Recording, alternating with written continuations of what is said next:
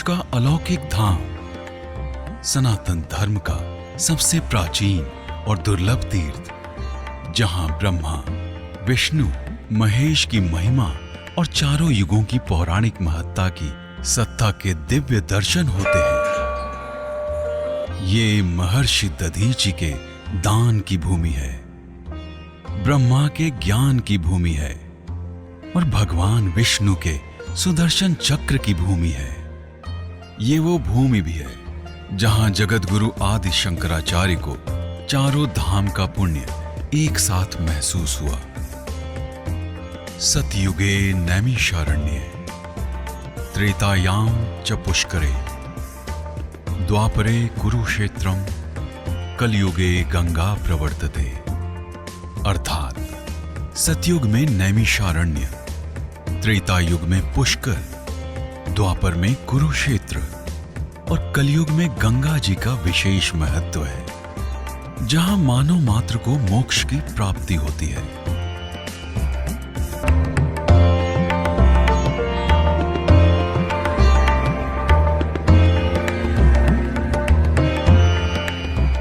उत्तर प्रदेश की राजधानी लखनऊ से करीब 90 किलोमीटर दूर इस अद्भुत तीर्थ का नाम है नैमिषारण्य, जहां फाल्गुन महीने के शुक्ल पक्ष की प्रतिपदा से शुरू होकर पूर्णिमा तक लाखों श्रद्धालुओं की आस्था का मेला लगता है।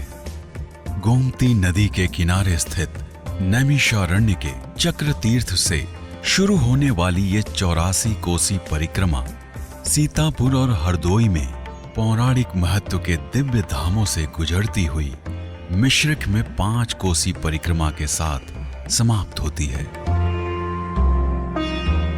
नैमिषारण्य की 84 कोसी परिक्रमा और मिश्रिक की 5 कोसी परिक्रमा में शामिल होने वाले श्रद्धालुओं के लिए प्रशासन की ओर से सुविधा और सुरक्षा के इंतजाम भी बड़े पैमाने पर किए जाते हैं।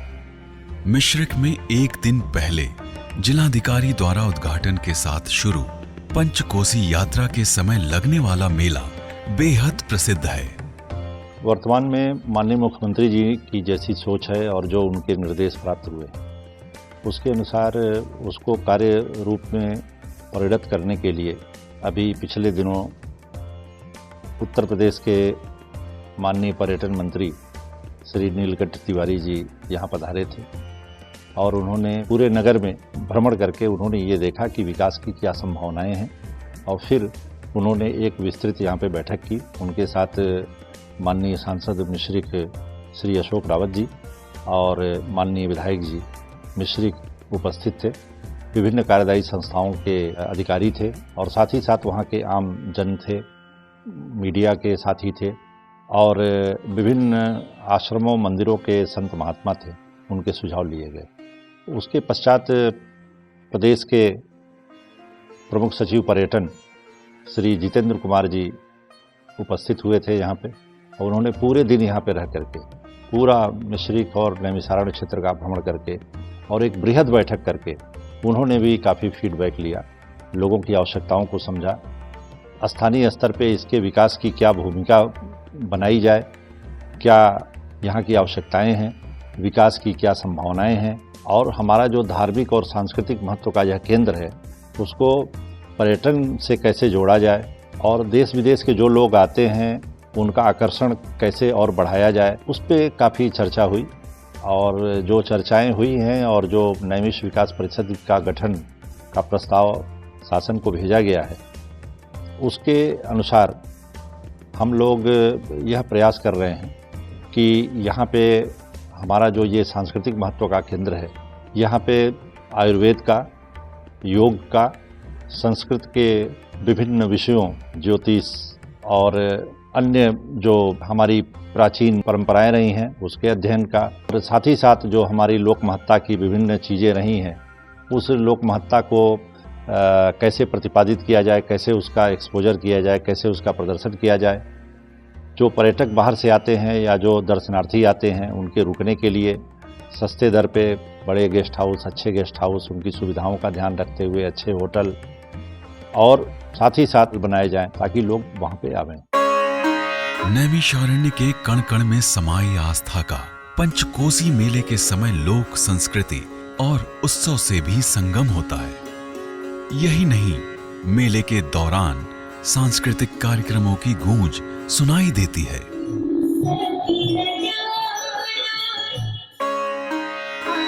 वहीं इस मेले में शामिल होना भी अलौकिक अनुभव प्रदान करता है। इस दौरान साधु संतों की गरिमामयी उपस्थिति मिश्रिक मेले को अद्भुत बना देती है। यहाँ प्रशासन की ओर से मेला अधिकारी की नियुक्ति भी की जाती है ताकि प्रशासनिक प्रबंधों में कोई कमी न रह जाए।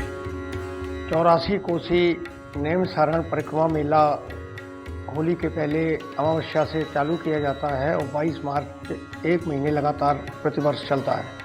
84 कोसी परिक्रमा मेला यहाँ का महत्वपूर्ण मेला है। वर्तमान समय में नगर पालिका और मेला अधिकारी के रूप में उप जिलाधिकारी मिश्रिक ही इसकी व्यवस्था को देखते हैं। जो इससे इसके मेले का स्वरूप होता है, उससे जो धन अर्जित होती है, उसी बजट के अंतर्गत वो मेले का आयोजन किया जाता है। इसमें जो पड़ाव स्थल पर रैन बसेराओं की व्यवस्था की गई है।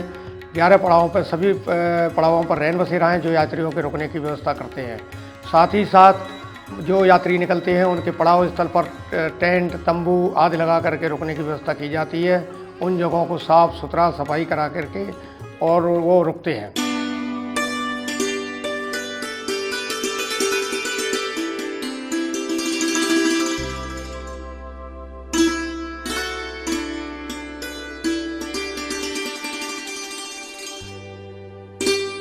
नैमिषारण्य के बारे में सर्वाधिक प्रचलित मान्यता ब्रह्मांड पुराण से जुड़ी है। इसके अनुसार असुरों से प्रताड़ित देवताओं और ऋषियों ने ब्रह्मा से गुहार लगाई कि उनको तप के लिए सुरक्षित स्थान प्रदान करें। ब्रह्मा ने मनोमय चक्र की उत्पत्ति कर उसे निर्दिष्ट कर दिया कि जिस स्थान पर चक्र गिरेगा वह स्थान दानवों से सर्वाधिक सुरक्षित और पवित्र होगा। मान्यता है कि ब्रह्मा के चक्र के नेमी गिरने की वजह से ही इस स्थान को नैमिषारण्य कहा गया। इस मान्यता की पुष्टि नैमिषारण्य के चक्र तीर्थ से होती है। चक्र तीर्थ षटकोण के आकार का 120 फीट व्यास में निर्मित है, जिसमें धरती के नीचे से पवित्र जल का स्रोत निरंतर प्रवाहित होता है और पास में स्थित गोदावरी नाले के जरिए बाहर निकलता है। चक्रतीर्थम महत्पुण्यम सर्व पाप प्रनाशनम वर्तते मध्य भागे तो पृथिव्याम सर्वनाथकम। जहाँ पे हम सब लोग बैठे हुए हैं, ये पार्श्व में चक्रतीर्थ है। ऋषियों ने ब्रह्मा जी से निवेदन किया कि हमको महाराज ऐसा कोई भूभाग चाहिए जहाँ पर हम साधना, शोध, तपस्या आदि कर सकें। वो तपस्थली के रूप में एक शोधित भूमि हो। भगवान ब्रह्मा जी ने एक दिव्य मनोरम अपना मन रूपी चक्र ही उनको प्रदान किया और उसको आज्ञा दी कि जाओ एक शोधित भूमि में जहाँ कहीं भी वो अच्छी भूमि हो और जहाँ पे तपस्थली के रूप में जो जानी जा सके ऐसी भूमि की खोज करो। वो मन रूपी चक्र पूरा पृथ्वी भ्रमण करता हुआ यहाँ पे आया। मार्कंडेय पुराण में नैमिष तीर्थ का उल्लेख बारंबार आता है। मार्कंडेय पुराण के अनुसार प्रजापति ब्रह्मा ने 88,000 ऋषियों की तपस्थली के लिए नैमिषारण्य को ही चिन्हित किया था। इसे जागृत तपस्थली माना जाता है क्योंकि वायु पुराण के अनुसार आज भी नैमिषारण्य में 88,000 ऋषियों का अनुष्ठान, जप, तप, ध्यान, साधना अनवरत जारी है, जिसे देखा तो नहीं जा सकता, लेकिन नैमिषारण्य आने वाले हर श्रद्धालु को महसूस अवश्य होता है। ये जो आप रामादल का परिक्रमा चल रहा है, जिसके ये पड़ाव 11 पड़ाव आप लोग देख रहे हैं, तो सत्यनारायण व्रत प्रारंभ करके फिर तप करने के लिए 84 कोस में 88,000 ऋषि मुनि अपने अपने स्थान पे विराजमान होकर के तप में लीन हो गए।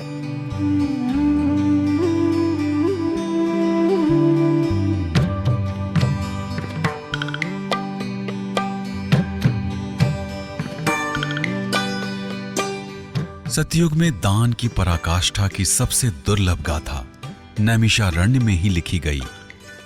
ऐसी पौराणिक मान्यता है। नैमिषारण्य क्षेत्र में मिश्रिक कस्बे में दधीचि कुंड है। मान्यता है कि वृत्तासुर के वध के लिए फाल्गुनी पूर्णिमा को जब इंद्रादि देवताओं ने महर्षि दधीचि से उनकी अस्थियों का दान मांगा, तब महर्षि दधीचि ने दान से पूर्व समस्त तीर्थों के जल में स्नान कर देवताओं के दर्शन करने की इच्छा व्यक्त की।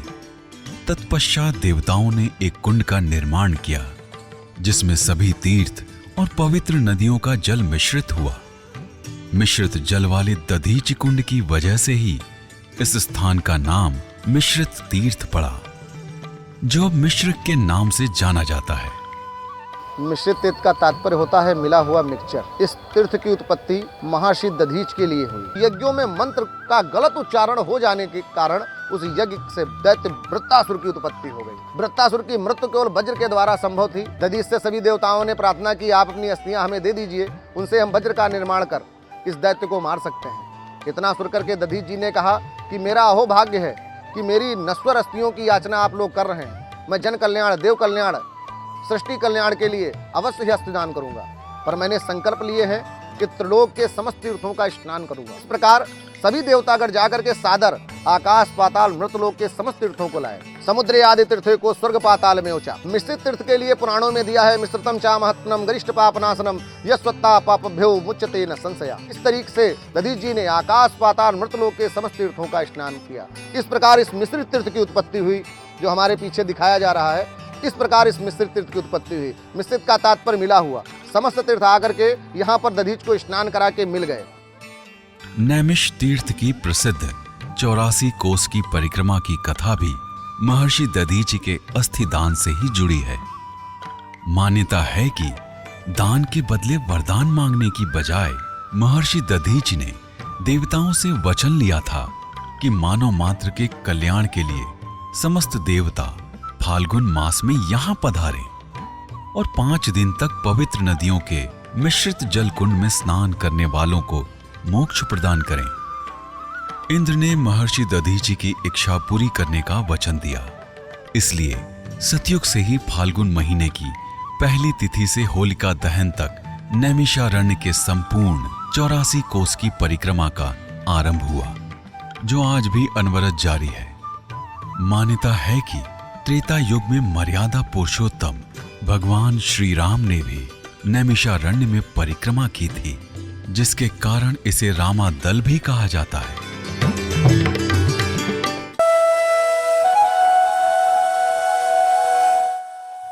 नैमिष तीर्थ क्षेत्र की द्वापर युग में महत्ता के साक्षात प्रमाण भी हैं।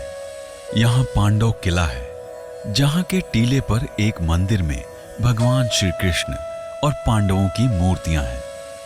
पांडव किले पर ही हनुमान गढ़ी है, जहां बजरंग बली की 3 प्राचीनतम मूर्तियों में से एक स्थापित है। पहली मूर्ति अयोध्या में है, दूसरी प्रयागराज में। प्रयागराज में लेटे हनुमान जी की मूर्ति है, जबकि नैमिषारण्य की हनुमान गढ़ी में खड़ी मुद्रा में दक्षिण मुखी हनुमान जी विराजते हैं। जिस जगह श्री हनुमान जी महाराज का स्थान है, विग्रह विराजमान है, मंदिर है, ये हनुमानगढ़ी 5 पांडव किला कहा जाता है, क्योंकि युद्ध के समय 5 भाई पांडवों ने अपने भाइयों का, अपने गुरुओं का वध किया है, तो उनको पाप लगा है। भगवान कृष्ण ने कहा कि नैमिषारण्य में जाइए, वहां तपस्या करिए। 5 पांडवों ने नैमिषारण्य में 12 वर्ष तक द्वापर के अंत में तपस्या की। श्री हनुमान जी महाराज पांडवों के इष्ट देव थे, तो पांडवों ने श्री हनुमान जी महाराज की कथा के अनुसार, कथा तो त्रेता की है कि रावण वध करने के पश्चात आए हैं, लेकिन कथा के अनुसार पांडवों ने अपने हाथों से श्री हनुमान जी महाराज की यहाँ प्राण प्रतिष्ठा की, इसलिए जगह का नाम हनुमानगढ़ी 5 पांडव किला है। सूत जी के स्थान के नाम से विख्यात मंदिर में सूत जी की गद्दी के साथ राधा कृष्ण और बलराम जी की मूर्तियां स्थापित हैं। मान्यता है कि सूत जी ने इसी गद्दी से 88,000 ऋषियों को 6 शास्त्रों और 18 पुराणों का श्रवण कराया था। सूत जी महाराज जी की महिमा प्रत्येक पुराणों में समान रूप से हमको प्राप्त होती है। सूत जी महाराज जी ने जो पुराणों की महिमा इस स्थान पर बैठकर शौनक आदि ऋषियों को लोक कल्याण के लिए श्रवण कराई। कलयुग में जो सत्यनारायण व्रत कथा या गणेश चतुर्थी व्रत कथा या एकादशी व्रत कथा अन्यान्य की व्याख्या हम लोग बार बार करते हैं और अध्यात्म को स्वीकार करते हैं अपने जीवन में, उनका प्रचलन भी सूत जी महाराज जी ने इसी स्थान से किया।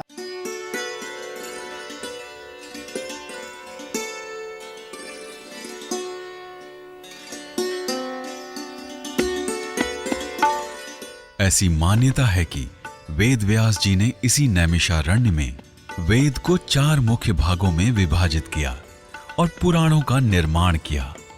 उन्होंने अपने शिष्यों जैमिनी, वैशंपायन, शुकदेव, सुत, अंगीरा और पैल को श्रीमद् भगवत गीता और पुराणों का उपदेश दिया। यहां एक प्राचीन बरगद का पेड़ है जिसे आशीर्वाद माना जाता है और माना जाता है कि जो इस पेड़ के नीचे योग करता है वह असाध्य रोग से छुटकारा पा सकता है।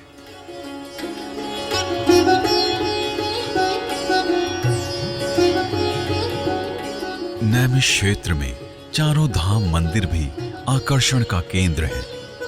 कहते हैं कि आदि शंकराचार्य द्वारा स्थापित चारों धाम पुरी, बद्रीनाथ, द्वारका और रामेश्वरम के दर्शन के बाद महर्षि गोपाल दास जब नैमिषारण्य पहुंचे तो उन्हें चारों धाम की यात्रा जैसी सामूहिक दिव्य अनुभूति हुई और उन्होंने नैमिषारण्य में 4 धाम मंदिर का निर्माण कराया।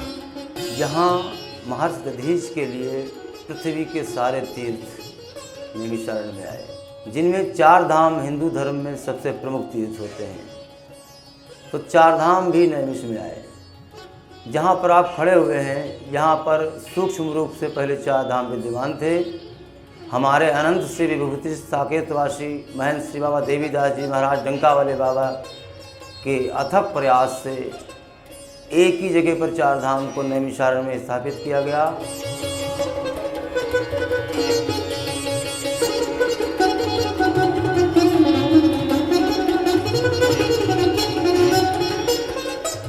नैमिषारण्य आदिशक्ति मां जगदम्बे के भक्तों की आस्था का भी प्रमुख केंद्र है।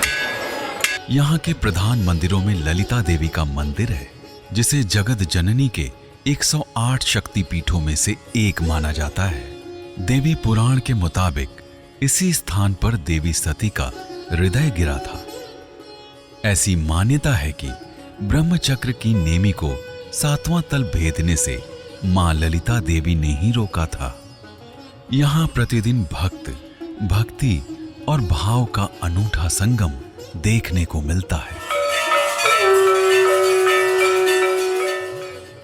ऐसे शाक्त संप्रदाय में 10 महाविद्याओं में जो प्रमुख श्री महाविद्या है वही ललिता का परिणत स्वरूप है। ललिता की उत्पत्ति जहाँ पर है, सतयुगे नैमिषारण्ये त्रेतायाम च पुष्करे द्वापरो च कुरुक्षेत्रे कलो गंगा प्रवृत्ते। ब्रह्मांड पुराण के अंतर्गत ललिता शक्ति की जो पहली उत्पत्ति हुई है वो बृहस्पति के नियोजन में एक बहुत बड़ी यज्ञ हुई है। तो उस यज्ञ में चिदग्नि कुंड संभूता देव कार्य समुद्रा उद्यत भानु सहस्राभाम चतुर्वाहुतलोचनाम पाशांकुश धरामृता धार अंतिम शिवाम भजे। उस यज्ञ के कुंड के मध्य से सूर्य के हजारों गुना आभा के समान ऐसी शक्ति का प्राकट्य हुआ, तो अत्यधिक सुंदर होने के कारण उनका नाम पड़ा ललिता। नैमिषारण्य का संबंध ललिता देवी से जो है, पुरातात्विक दृष्टिकोण से ये प्रतिमा प्रतिहार काल की है और प्रतिहार काल 7वीं शताब्दी का आता है। यहाँ पर उत्पत्ति ऐसे हुई है कि देवी भागवत के अंदर आया है, पापा नाम नाशनी रुद्र धारणी ललितम पुनः।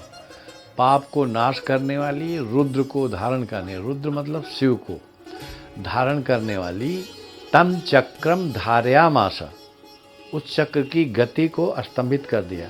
चक्र तीर्थो ततो होत, वो चक्र तीर्थ के नाम से प्रसिद्ध हुआ।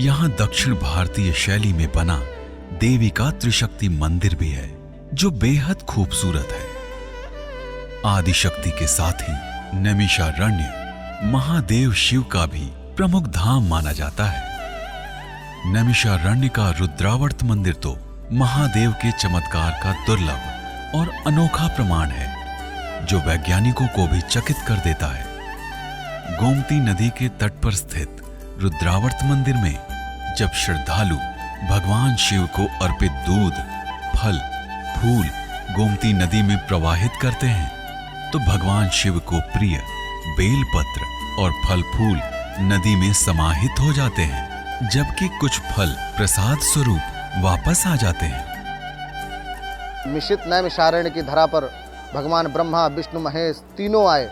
ये रुद्रावर्त तीर्थ माता पार्वती और भगवान शंकर साक्षात जब आरण्य में पधारे हैं तो यहीं पर स्थापित हो गए। आज रुद्रावर्त तीर्थ इस सृष्टि का सबसे चमत्कारी तीर्थ है, जहां साक्षात भगवान शिव बैठ करके कलयुग में प्रसाद ग्रहण करते हैं और अपने आए हुए भक्तों को प्रसाद देते हैं। नैमिषारण्य तीर्थ में आस्था और विश्वास के इन प्रतीकों को युग युगांतर से लोग देखते आ रहे हैं। श्रद्धालुओं ने पुराणों के आधार और अपनी प्रेरणा से इस जीवंत तीर्थ को श्रद्धा और विश्वास से सिंचित रखा, जिसे अब उत्तर प्रदेश सरकार ने धार्मिक पर्यटन के विश्व मानचित्र पर स्थापित करने का संकल्प लिया है। सदियों तक प्रशासनिक और विकास की दृष्टि से उपेक्षित रहे नैमिषारण्य तीर्थ को विकास की धारा से जोड़ने के लिए उत्तर प्रदेश के मुख्यमंत्री योगी आदित्यनाथ ने ठोस पहल की, जिसके फलस्वरूप 2019 में नैमिषारण्य विकास परिषद के गठन की प्रक्रिया शुरू कर दी गई और अब जल्द ही पूर्ण होने की संभावना है। विकास परिषद के गठन के बाद नैमिषारण्य तीर्थ क्षेत्र में श्रद्धालुओं की सहूलियत के लिए विकास की अनेक योजनाएं शुरू हो सकती हैं। 3 वर्षों में जो नैमिषारण्य इसकी जो सांस्कृतिक महत्ता है और लोगों में जो इसके प्रति एक पवित्र भावना है, उसको विकसित करने के लिए राज्य सरकार की तरफ से और माननीय मुख्यमंत्री श्री योगी आदित्यनाथ जी ने घोषणा की और ये कहा कि इस पवित्र स्थली को और विकसित किया जाएगा। और उसी क्रम में इस स्थान पर होने वाली जो 84 कोसी परिक्रमा है, उसका प्रांतीयकरण किए जाने का प्रस्ताव मांगा गया और वह प्रांतीयकरण की अंतिम स्थिति में है और उसकी घोषणा हो चुकी है। उसको अंतिम रूप बहुत जल्दी दिया जा रहा है। इसी प्रकार वृंदावन का विकास किया गया।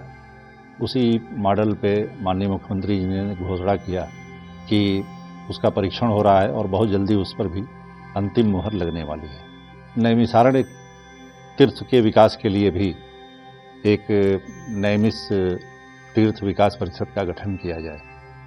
उस क्रम में प्रस्ताव शासन को भेजा गया है और शासन में उसका परीक्षण हो रहा है और बहुत जल्दी उस पर भी अंतिम मुहर लगने वाली है। ईश्वरीय जो शक्तियां हैं उनको कैसे मजबूत किया जाए, उनका कैसे अपने अंदर समावेश करके अपने को सही आचरण के लिए प्रोत्साहित किया जाए, ये ऐसे स्थानों पर आने के बाद ही लोगों के अंदर प्रेरणा प्राप्त होती है। तो मैं समझता हूँ कि नैमिषारण्य की जो महत्ता है, इसका जो सांस्कृतिक तत्व है, सांस्कृतिक जो इसके मूल्य हैं, उसका व्यापक रूप से प्रचार प्रसार की आवश्यकता है और इसका एकमात्र उपाय यही है कि इस तीर्थस्थल का विकास हो, ताकि आम लोगों में जो हमारे जीवन के मूल्य हैं उनका उन्नयन हो सके।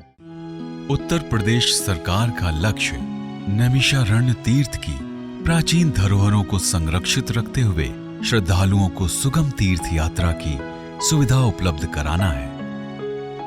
प्राण प्रण से प्रयास किए जा रहे हैं कि मथुरा वृंदावन की तरह नैमिषारण्य को भी विश्व पटल पर पहचान मिल सके। धार्मिक पर्यटन की अपार संभावनाओं से भरे नैमिषारण्य तीर्थ तक पहुंचना देश और विदेश के लोगों के लिए आसान है, क्योंकि ये तीर्थ स्थल उत्तर प्रदेश की राजधानी लखनऊ के निकट होने के कारण न केवल वायु मार्ग से जुड़ा है, बल्कि राष्ट्रीय राजमार्ग और रेलवे से भी जुड़ा है। मिश्रिक के लिए बस और रेलवे की सुविधा यहाँ उपलब्ध है। बस के लिए यहाँ नवीन बस स्टैंड का निर्माण किया गया है। दिल्ली से आने वाली आगरा लखनऊ एक्सप्रेस से होते हुए हरदोई होते हुए यहाँ नैमिषारण आया जा सकता है। पूर्वांचल की साइड से आने वाले सभी यात्री लखनऊ आ सकते हैं। लखनऊ से सिदौली, सिदौली से कल्ली होते हुए लिंक मार्ग है जो चौड़ा भी किया जा रहा है और वो सीधा नैमिषारण में आकर के रुकता है। साथ ही साथ यहाँ से दिल्ली और विभिन्न जगहों से एरोप्लेन के लिए अमौसी हवाई अड्डा लखनऊ है, हवाई जहाज से भी आ सकते हैं। नैमिषारण में ट्रस्ट और विभिन्न प्रकार के आश्रम हैं जिनमें लोग रुकते हैं। नैमिषारण्य तीर्थ सतयुग से ही धर्म और अध्यात्म का केंद्र रहा है। न सिर्फ इंसानों के लिए बल्कि देवताओं के लिए भी ये तीर्थ तारणहार बना। अब इसे विकसित करने की जो कोशिश चल रही है उससे नैमिषारण्य क्षेत्र के आसपास रहने वालों को उम्मीद है कि ये तीर्थ उनकी आने वाली पीढ़ियों के लिए सौभाग्य के द्वार खोल देगा। इस क्षेत्र को वैश्विक पहचान मिलेगी और स्थानीय लोगों को विश्व स्तरीय सुविधाओं वाली जिंदगी